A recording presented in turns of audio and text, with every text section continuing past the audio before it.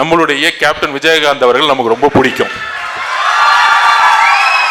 நமக்கு ரொம்ப பிடிக்கும், நம்ம தலைவருக்கு ரொம்ப பிடிக்கும். அவர்களுடைய தொண்டர்களுடைய கனவு என்ன? அந்த கட்சி எதுக்காக ஆரம்பிச்சாங்க? இந்த குடும்பம் தீய சக்தியை தூக்கி எறியணும். இதுதான் கடைசி நிமிஷம் வரைக்கும் அவர் பேசிக்கிட்டு இருந்தார். கரெக்டா? இன்னைக்கு எங்க போய் செட்டில் ஆயிட்டாங்க?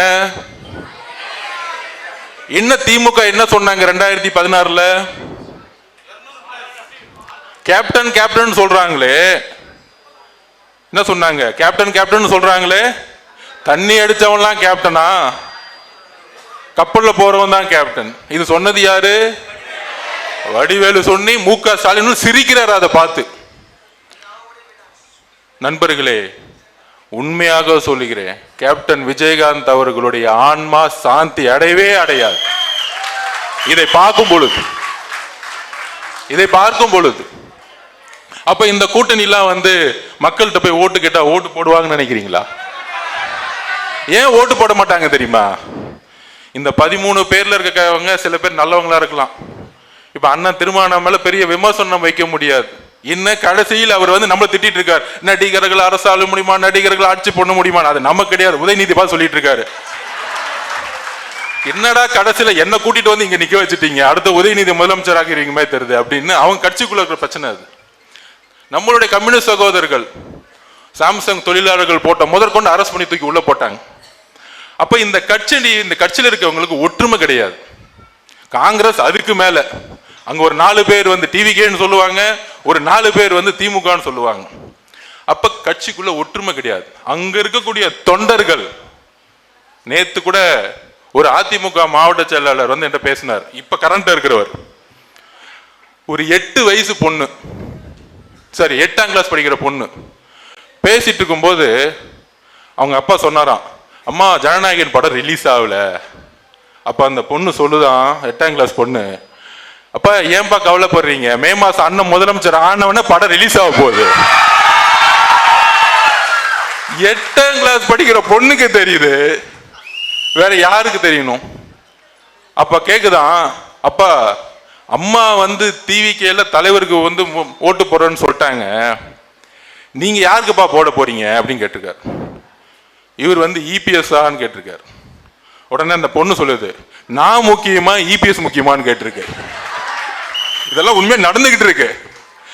உடனே மாவட்ட செயலர், அதிமுக மாவட்ட செயலர் சொல்றாப்ல, நீதாமா எனக்கு உலகமே. அப்ப சத்தியம் கொடுப்பா, இந்த தாட்டி நீ தான் எங்க தலைவருக்கு தான் ஓட்டு போடுவா அப்படின்னு. நம்மளை பார்த்து பிஎல்ஏ மீட்டிங் இருக்கா, மெம்பர்ஸ் இருக்கான்னு கேட்கிறாங்க. இங்க 8ஆம் கிளாஸ்ல இருந்து நமக்கான மெம்பர்ஸ் உருவாக்கிட்டு இருக்காரு நம்ம தலைவர்.